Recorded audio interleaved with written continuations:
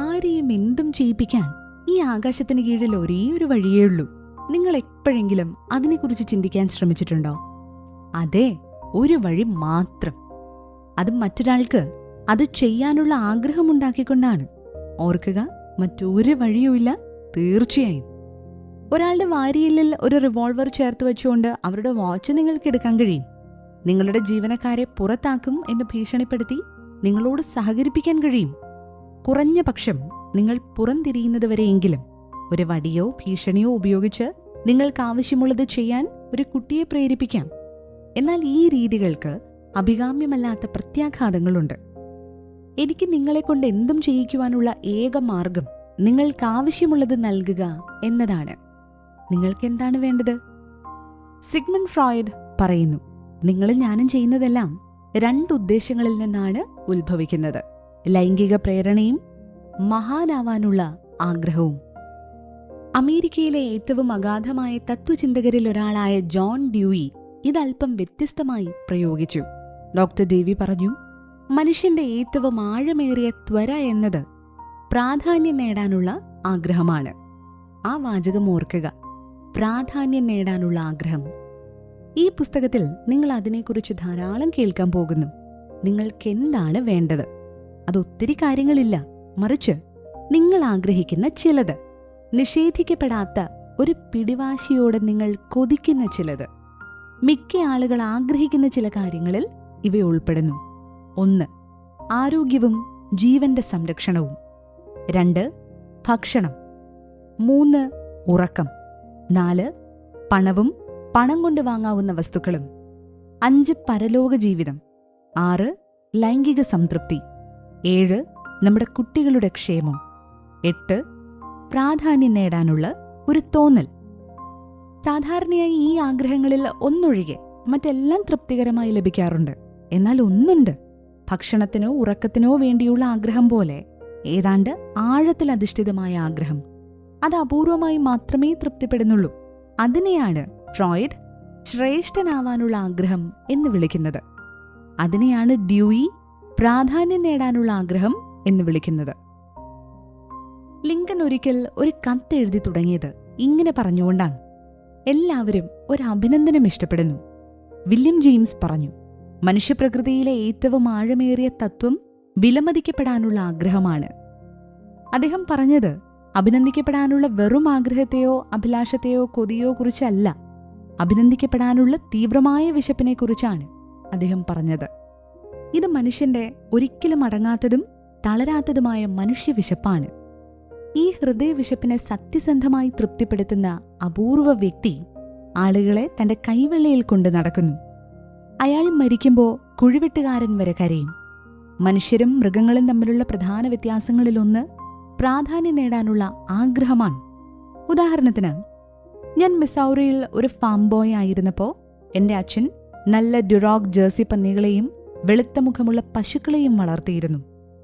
Middle വെസ്റ്റിൽ ഉടനീളമുള്ള country ഫെയറുകളിലും live stock ഷോകളിലും ഞങ്ങൾ ഞങ്ങളുടെ പന്നികളെയും വെളുത്ത മുഖമുള്ള കന്നുകാലികളെയും പ്രദർശിപ്പിച്ചിരുന്നു. സ്കോറിൽ ഞങ്ങൾ 1ാം സമ്മാനം നേടി. എന്റെ അച്ഛൻ വെള്ള മസ്ലിൻ ഷീറ്റിൽ നീല റിബൺ പിൻ ചെയ്ത് സൂക്ഷിച്ചിരുന്നു. സുഹൃത്തുക്കളോ സന്ദർശകരോ വീട്ടിൽ വരുമ്പോൾ അദ്ദേഹം നീളമുള്ള മസ്ലിൻ ഷീറ്റ് പുറത്തെടുക്കും. അച്ഛൻ ഒരറ്റം പിടിക്കും, മറ്റേ അറ്റം ഞാൻ പിടിക്കും. അദ്ദേഹം നീല റിബണുകൾ സന്ദർശകർക്ക് മുന്നിൽ പ്രദർശിപ്പിക്കും. തങ്ങൾ നേടിയ റിബണുകളെപ്പറ്റി പന്നികൾ കാര്യമായി എടുത്തില്ല. പക്ഷെ അച്ഛൻ അങ്ങനെ ആയിരുന്നില്ല.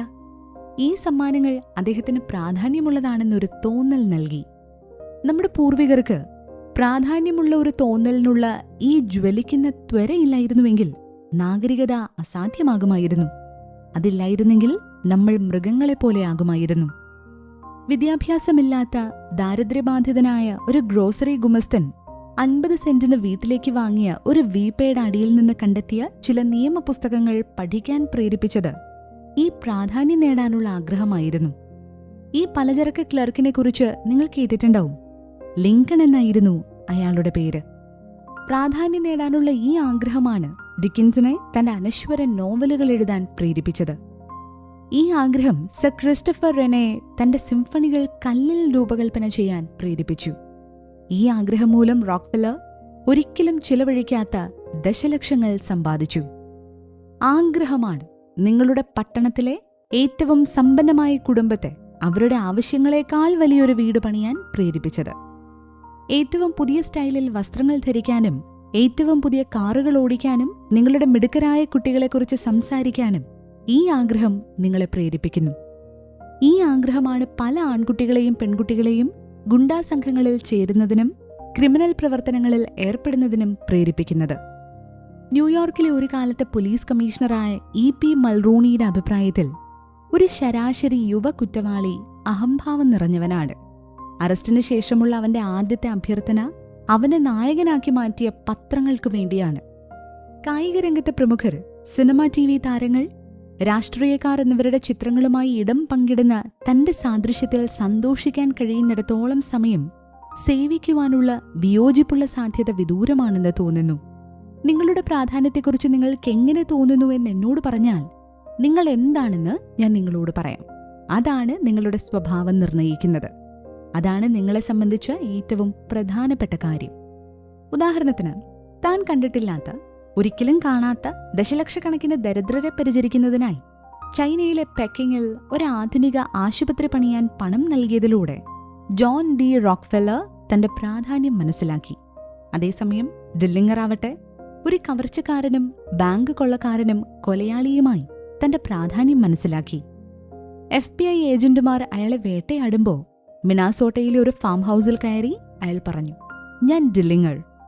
താനൊരു 1 നമ്പർ പൊതുശത്രുവാണെന്നതിൽ അയാൾ അഭിമാനിച്ചു. ഞാൻ നിങ്ങളെ ഉപദ്രവിക്കാൻ പോകുന്നില്ല, പക്ഷേ ഞാൻ ഡില്ലിംഗറാണ്, അയാൾ പറഞ്ഞു.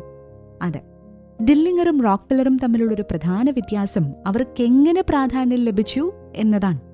പ്രാധാന്യത്തിന്റെ വികാരത്തിനായി പോരാടുന്ന പ്രശസ്തരായ ആളുകളുടെ രസകരമായ ഉദാഹരണങ്ങൾ ചരിത്രത്തിൽ തിളങ്ങുന്നു. ജോർജ് വാഷിംഗ്ടൺ പോലും his mightiness United States president എന്ന് വിളിക്കപ്പെടാൻ ആഗ്രഹിച്ചു. കൂടാതെ Columbus admiral of the ocean and viceroy of India പദവിക്കായി അപേക്ഷിച്ചു. ഹെർ ഇംപീരിയൽ മജസ്റ്റി എന്ന് അഭിസംബോധന ചെയ്യാത്ത കത്തുകൾ തുറക്കാൻ കാതറിൻ ദ ഗ്രേറ്റ് വിസമ്മതിച്ചു. വൈറ്റ് ഹൌസിലെ മിസസ് ലിങ്കൺ ഒരു കടുവയെപ്പോലെ മിസസ് ഗ്രാന്റിന് നേരെ തിരിഞ്ഞു ചോദിച്ചു, ഞാൻ നിങ്ങളെ ക്ഷണിക്കാതെ ഇവിടെ വന്നിരിക്കാൻ നിങ്ങൾക്കിത്ര ധൈര്യമോ? നമ്മുടെ കോടീശ്വരന്മാർ 1928 അന്റാർട്ടിക്കയിലേക്കുള്ള അഡ്മിറൽ ബേർഡിന്റെ പര്യവേക്ഷണത്തിന് ധനസഹായം നൽകി. മഞ്ഞുമൂടിയ പർവ്വതനിരകൾക്ക് അവരുടെ പേരിടുമെന്ന് മനസ്സിലാക്കി. തന്റെ ബഹുമാനാർത്ഥം പാരീസ് നഗരം പുനർനാമകരണം ചെയ്യപ്പെടുന്നതിൽ കുറഞ്ഞൊന്നും വിക്ടർ ഹ്യൂഗോ ആഗ്രഹിച്ചിരുന്നില്ല. ശക്തരിൽ ഏറ്റവും ശക്തനായ ഷേക്സ്പിയർ പോലും തന്റെ കുടുംബത്തിന് ഒരു കോട്ട് ഓഫ് ആംസ് വാങ്ങി തന്റെ പേരിന് തിളക്കം കൂട്ടാൻ ശ്രമിച്ചു. സഹതാപവും ശ്രദ്ധയും നേടാനും പ്രാധാന്യമുള്ളൊരു തോന്നൽ നേടാനും ആളുകൾ ചിലപ്പോൾ ബലഹീനരായി മാറി. ഉദാഹരണത്തിന് മിസസ് മക്കിൻലിയെ എടുക്കുക. തനിക്ക് പ്രാധാന്യം നൽകാൻ അമേരിക്കൻ പ്രസിഡന്റായ തന്റെ ഭർത്താവിനെ സുപ്രധാന ഭരണകൂട കാര്യങ്ങൾ അവഗണിക്കാൻ നിർബന്ധിച്ചു. അയാൾ മണിക്കൂറുകളോളം അവളുടെ അരികിൽ കിടക്കയിൽ ചാരിയിരുന്നു. അവളുടെ കൂടെ അവളെ ഉറങ്ങാൻ ആശ്വസിപ്പിച്ചു. പല്ല് ശരിയാക്കുമ്പോൾ ഭർത്താവ് തന്നോടൊപ്പം നിൽക്കണമെന്ന് നിർബന്ധിച്ചുകൊണ്ട് അവൾ ശ്രദ്ധ നേടാനുള്ള അവളുടെ ആഗ്രഹം തീർത്തു. ഒരിക്കൽ ദന്ത ഡോക്ടറുടെ കൂടെ അവളെ തനിച്ചാക്കി സെക്രട്ടറി ഓഫ് സ്റ്റേറ്റ് ജോൺ ഹേയെ കാണാൻ പോയപ്പോൾ അവളൊരു കൊടുങ്കാറ്റുള്ളൊരു രംഗം തന്നെ അവളെ സൃഷ്ടിച്ചു. മേരി റോബർട്ട്സ് റെൻഹാർട്ട് എന്ന എഴുത്തുകാരി പ്രാധാന്യമുള്ളൊരു തോന്നൽ ലഭിക്കാൻ വേണ്ടി രോഗിയായി തീർന്ന ഒരു ശോഭയുള്ള ഊർജ്ജസ്വലയായ ഒരു യുവതിയെക്കുറിച്ച് ഒരിക്കൽ എന്നോട് പറഞ്ഞു. ഒരു ദിവസം മിസസ് റൈൻഹാർട്ട് പറഞ്ഞു, ഈ സ്ത്രീ എന്തിനേ നേരിടാൻ ബാധ്യസ്ഥയായിരുന്നു. ഒരുപക്ഷെ അവളുടെ പ്രായം ഏകാന്തമായ വർഷങ്ങൾ മുന്നോട്ട് നീണ്ടു കിടക്കുകയായിരുന്നു. അവൾക്ക് പ്രതീക്ഷിക്കാൻ വളരെ കുറച്ച് മാത്രമേ ശേഷിക്കുന്നുള്ളൂ. അവൾ കിടക്കയിലായി. 10 വർഷത്തോളം അവളുടെ വൃദ്ധയായ അമ്മ 3-ാം നിലയിലെ മുറിയിൽ വന്ന് അവളെ പരിചരിച്ചു. അങ്ങനെയിരിക്കെ ഒരു ദിവസം വൃദ്ധയായ അമ്മ സേവനത്താൽ തളർന്ന് കിടപ്പിലാവുകയും മരിക്കുകയും ചെയ്തു. ഏതാനും ആഴ്ചകളിൽ അവൾ രോഗിയായി തളർന്നു കിടന്നു. എന്നിട്ട് അവൾ എഴുന്നേറ്റു. അവളുടെ വസ്ത്രം ധരിച്ചു. വീണ്ടും ജീവിതം പുനരാരംഭിച്ചു. യാഥാർത്ഥ്യത്തിന്റെ പരുഷമായ ലോകത്ത് തങ്ങൾക്ക് നിഷേധിക്കപ്പെട്ട പ്രാധാന്യത്തിന്റെ ആ വികാരം ഭ്രാന്തന്റെ സ്വപ്നഭൂമിയിൽ കണ്ടെത്താൻ ശ്രമിക്കുന്നത് യഥാർത്ഥത്തിൽ ആൾക്കാരെ ഭ്രാന്തന്മാരാക്കിയേക്കാമെന്ന് ചില അധികാരികൾ പ്രഖ്യാപിക്കുന്നു. മറ്റെല്ലാ രോഗങ്ങളെയും അപേക്ഷിച്ച് മാനസിക രോഗങ്ങളാൽ ബുദ്ധിമുട്ടുന്ന രോഗികളുടെ എണ്ണം അമേരിക്കയിൽ കൂടുതലാണ്. എന്താണ് ഭ്രാന്തിന്റെ കാരണം? അത്തരമൊരു വലിയ ചോദ്യത്തിന് ഉത്തരം നൽകാൻ ആർക്കും കഴിയില്ല. പക്ഷേ സിഫിലിസ് പോലുള്ള ചില രോഗങ്ങൾ തലച്ചോറിലെ കോശങ്ങളെ തകർക്കുകയും നശിപ്പിക്കുകയും ഭ്രാന്തിന് കാരണമാവുകയും ചെയ്യുന്നുവെന്ന് നമുക്കറിയാം. വാസ്തവത്തിൽ മാനസിക രോഗങ്ങളിൽ പകുതിയോളം മസ്തിഷ്കക്ഷതം, മദ്യം, വിഷവസ്തുക്കൾ, പരിക്കുകൾ തുടങ്ങിയ ശാരീരിക കാരണങ്ങളാൽ സംഭവിക്കാം. എന്നാൽ മറ്റേ പകുതിയും, ഇതാണ് കഥയുടെ ഭയാനകമായ ഭാഗം, ഭ്രാന്ത് പിടിക്കുന്ന മറ്റു പകുതി ആളുകളിൽ അവരുടെ മസ്തിഷ്ക കോശങ്ങൾക്ക് ജൈവികമായി യാതൊരു കുഴപ്പവുമില്ല. പോസ്റ്റ്മോർട്ടം പരിശോധനകൾ അവരുടെ ബ്രെയിൻ ടിഷ്യൂകൾ ഏറ്റവും ഉയർന്ന ശക്തിയുള്ള മൈക്രോസ്കോപ്പുകളിൽ പരിശോധിക്കുമ്പോൾ ഈ ടിഷ്യൂകൾ എന്റെയും നിങ്ങളുടെയും പോലെ തന്നെ ആരോഗ്യമുള്ളതായി കാണപ്പെടുന്നു. പിന്നെ എന്തുകൊണ്ടാണ് ഇവർക്ക് ഭ്രാന്ത് പിടിക്കുന്നത്? ഞാൻ ആ ചോദ്യം നമ്മുടെ ഏറ്റവും പ്രധാനപ്പെട്ട മാനസിക രോഗ ആശുപത്രികളിലൊന്നിലെ ഹെഡ് ഫിസിഷ്യനോട് ചോദിച്ചു. തന്റെ വിഷയത്തെക്കുറിച്ചുള്ള അറിവിന് ഏറ്റവും ഉയർന്ന ബഹുമതികളും ഏറ്റവും ആദരണീയമായ അവാർഡുകളും ലഭിച്ച ഒരു ഡോക്ടർ ആളുകൾ എന്തിനാണ് ഭ്രാന്തന്മാരായതെന്ന് തനിക്കറിയില്ല എന്നെന്നോട് തുറന്നു പറഞ്ഞു. ആർക്കും കൃത്യമായി അറിയില്ല. പക്ഷെ ഭ്രാന്തന്മാരായ പലരും യാഥാർത്ഥ്യത്തിന്റെ ലോകത്ത് നേടാൻ കഴിയാത്ത ആ പ്രാധാന്യം ഭ്രാന്തൽ കണ്ടെത്തുന്നുവെന്ന് അദ്ദേഹം പറഞ്ഞു. അപ്പോൾ അദ്ദേഹം എന്നോട് ഈ കഥ പറഞ്ഞു. ഞാൻ ഇപ്പോൾ ചികിത്സിക്കുന്ന ഒരു രോഗിയുണ്ട്. അവളുടെ ദാമ്പത്യം ഒരു ദുരന്തമാണെന്ന് തെളിഞ്ഞു. അവൾക്ക് സ്നേഹവും ലൈംഗിക സംതൃപ്തിയും കുട്ടികളും സാമൂഹിക അന്തസ്സും വേണമായിരുന്നു. പക്ഷെ ജീവിതം അവളുടെ എല്ലാ പ്രതീക്ഷകളെയും തകർത്തു കളഞ്ഞു. അവളുടെ ഭർത്താവ് അവളെ സ്നേഹിച്ചില്ല. അവളോടൊപ്പം ഭക്ഷണം കഴിക്കാൻ പോലും അയാൾ വിസമ്മതിച്ചു. മുകളിലത്തെ നിലയിലെ അയാളുടെ മുറിയിൽ അയാളുടെ ഭക്ഷണം വിളമ്പാൻ അവളെ നിർബന്ധിച്ചു. അവൾക്ക് കുട്ടികളില്ല. സാമൂഹികമായ ഒരു നിലനിൽപ്പുമില്ലായിരുന്നു. അവൾക്ക് ഭ്രാന്ത് പിടിച്ചു. അവളുടെ ഭാവനയിൽ അവൾ തന്റെ ഭർത്താവിനെ വിവാഹമോചനം ചെയ്യുകയും തന്റെ ആദ്യനാമം പുനഃക്രമീകരിക്കുകയും ചെയ്തു. അവളിപ്പോ ഇംഗ്ലീഷ് പ്രഭുക്കന്മാരെ വിവാഹം കഴിച്ചു എന്ന് വിശ്വസിക്കുന്നു. ലേഡി സ്മിത്ത് എന്ന് തന്നെ വിളിക്കണമെന്ന് അവൾ നിർബന്ധിക്കുന്നു. കുട്ടികളെ സംബന്ധിച്ചിടത്തോളം എല്ലാ രാത്രിയിലും അവൾക്കൊരു പുതിയ കുട്ടിയുണ്ടായതായി അവൾ സങ്കല്പിക്കുന്നു. ഞാൻ അവളെ വിളിക്കുമ്പോഴെല്ലാം അവൾ പറയും, ഡോക്ടർ, എനിക്ക് ഇന്നലെ രാത്രി ഒരു കുഞ്ഞ് ജനിച്ചു. ജീവിതമൊരിക്കൽ അവളുടെ സ്വപ്ന കപ്പലുകളെയെല്ലാം യാഥാർത്ഥ്യത്തിന്റെ മൂർച്ചയുള്ള പാറകളിൽ തകർത്തു. എന്നാൽ ഭ്രാന്തന്റെ ഫാന്റസി ദ്വീപുകളിൽ അവളുടെ എല്ലാ പായ്ക്കപ്പലുകളും കൊടിമരത്തിൽ കാറ്റിന്റെ സംഗീതവുമായി തുറമുഖത്തേക്ക് പാഞ്ഞു വരുന്നു. ദുരന്തമോ? ഓ, എനിക്കുറപ്പില്ല. അവളുടെ ഫിസിഷ്യൻ എന്നോട് പറഞ്ഞു, എനിക്ക് എന്റെ കൈകൾ നീട്ടി അവളുടെ ബോധം വീണ്ടെടുക്കാൻ കഴിയുമെങ്കിൽ ഞാനത് ചെയ്യില്ല. അവളിപ്പോൾ പണ്ടത്തേക്കാൾ കൂടുതൽ സന്തോഷവതിയാണ്. ചില ആളുകൾ പ്രാധാന്യം ലഭിക്കാൻ വളരെ വിശക്കുന്നുവെങ്കിൽ അത് ലഭിക്കാൻ അവർ യഥാർത്ഥത്തിൽ ഭ്രാന്തനാകും. ആളുകളെ സത്യസന്ധമായി വിലമതിക്കുന്നതിലൂടെ നിങ്ങൾക്കും എനിക്കും ഉണ്ടാവുന്നത് എന്തത്ഭുതമാണെന്ന് സങ്കല്പിച്ചു നോക്കൂ. അമേരിക്കൻ ബിസിനസ്സിൽ പ്രതിവർഷം $1 മില്യൺ ശമ്പളം ലഭിക്കുന്ന ആദ്യത്തെ ആളുകളിലൊരാൾ ആദായനികുതി ഇല്ലാതായിരുന്നപ്പോൾ ആഴ്ചയിൽ $50 സമ്പാദിക്കുന്ന വ്യക്തിയുടേത് നല്ല വരുമാനമായി കണക്കാക്കപ്പെട്ടിരുന്ന കാലം ചാൾസ് ഷ്വാബ് ആയിരുന്നു. ആൻഡ്രൂ ഷ്വാബിന് 38 വയസ്സ് മാത്രം പ്രായമുള്ളപ്പോൾ 1921 പുതുതായി രൂപീകരിച്ച യുണൈറ്റഡ് സ്റ്റേറ്റ്സ് സ്റ്റീൽ കമ്പനിയുടെ ആദ്യത്തെ പ്രസിഡന്റായി ആൻഡ്രൂ കാർണഗി അദ്ദേഹത്തെ തിരഞ്ഞെടുത്തു. ഷ്വാബ് പിന്നീട് US സ്റ്റീൽ വിട്ടു. അന്ന് പ്രശ്നത്തിലായിരുന്ന ബെത്ലഹേം സ്റ്റീൽ കമ്പനി ഏറ്റെടുക്കാനായിരുന്നു അത്. അമേരിക്കയിലെ ഏറ്റവും ലാഭകരമായ കമ്പനികളിലൊന്നായി അദ്ദേഹം അതിനെ പുനർനിർമ്മിച്ചു. ചാൾസ് ഷ്വാബിന് ആൻഡ്രൂ കാർണഗി പ്രതിവർഷം $1 ദശലക്ഷം അല്ലെങ്കിൽ ഒരു ദിവസം $3000 നൽകിയത് എന്തുകൊണ്ടാണ്? കാരണം ഷ്വാബ് ഒരു പ്രതിഭയായിരുന്നോ? അല്ല. പിന്നെ സ്റ്റീൽ നിർമ്മാണത്തെക്കുറിച്ച് മറ്റുള്ളവരെക്കാൾ കൂടുതൽ അറിയാമായിരുന്നോ? അസംബന്ധം. ഉരുക്ക് നിർമ്മാണത്തെക്കുറിച്ച് തനിക്കറിയാവുന്നതിനേക്കാൾ കൂടുതൽ അറിയാവുന്ന നിരവധി ആളുകൾ തനിക്ക് വേണ്ടി ജോലി ചെയ്യുന്നുണ്ടെന്ന് ചാൾസ് ഷ്വാബ് എന്നോട് തന്നെ പറഞ്ഞു. ആളുകളുമായി ഇടപഴകാനുള്ള കഴിവുകൊണ്ടാണ് തനിക്ക് ഈ ശമ്പളം നൽകിയതെന്ന് ഷ്വാബ് പറയുന്നു. അദ്ദേഹം അതെങ്ങനെ ചെയ്തുവെന്ന് ഞാൻ ചോദിച്ചു. അദ്ദേഹത്തിന്റെ രഹസ്യം എവിടെയുണ്ട്? ആ വാക്കുകൾ. വെങ്കലത്തിൽ കൊത്തി എല്ലാ വീട്ടിലും സ്കൂളിലും എല്ലാ കടകളിലും ഓഫീസുകളിലും തൂക്കിയിടേണ്ട വാക്കുകൾ. കുട്ടികൾ ലാറ്റിൻ ക്രിയകളോ അല്ലെങ്കിൽ ബ്രസീലിലെ വാർഷിക മഴയുടെ അളവോ മനപാഠമാക്കാൻ സമയം കളയാതെ മനപാഠമാക്കേണ്ട ഭൂമിയിലെ പ്രധാനപ്പെട്ട വാക്കുകൾ, നിങ്ങളുടെയും എന്റെയും ജീവിതത്തെ മാറ്റിമറിക്കുന്ന വാക്കുകൾ. ഷ്വാബ് പറഞ്ഞു, ആളുകൾക്കിടയിൽ ഉത്സാഹമുണർത്താനുള്ള എന്റെ കഴിവിനെ ഞാൻ വിലമതിക്കുന്നു. എന്റെ പക്കലുള്ള ഏറ്റവും വലിയ സ്വത്താണത്.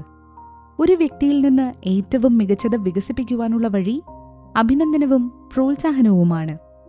മേലുദ്യോഗസ്ഥരിൽ നിന്നുള്ള വിമർശനങ്ങളെക്കാൾ ഒരാളുടെ അഭിലാഷങ്ങളെ ഇല്ലാതാക്കുന്ന മറ്റൊന്നില്ല. ഞാൻ ആരെയും വിമർശിക്കുന്നില്ല.